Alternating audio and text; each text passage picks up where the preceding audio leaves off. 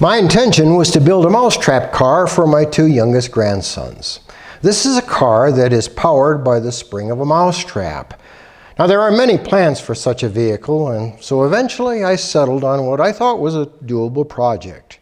The spring of the mousetrap, with its deadly force, is harnessed in such a way that it turns the axle of a set of wheels on the vehicle. I worked on the car, strategically placing hot glue here and there, and screws and string in their proper places.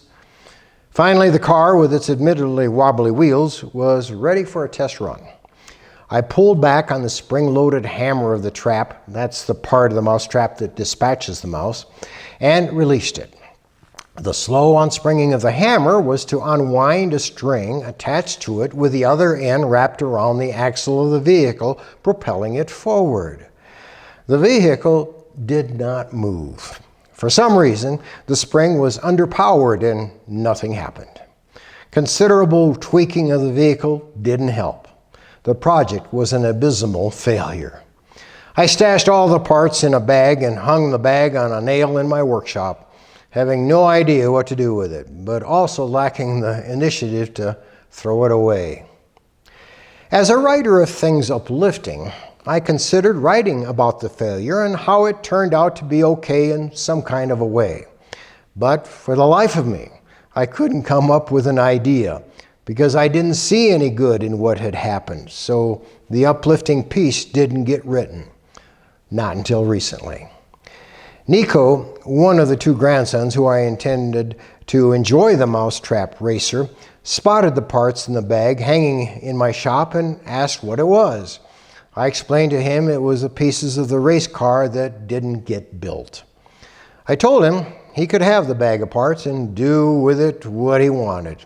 Well, he gathered a hammer and some nails and began working away, constructing some kind of a vehicle he envisioned in his imagination. He was delightfully immersed in his project for the longest time. Watching him, I realized he had redeemed the failure and was turning it into his own idea of a successful project.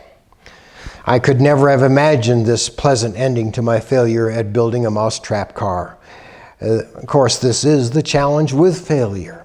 It's difficult to see beyond it. It's almost always nearly impossible at the time to see how some good can come from it.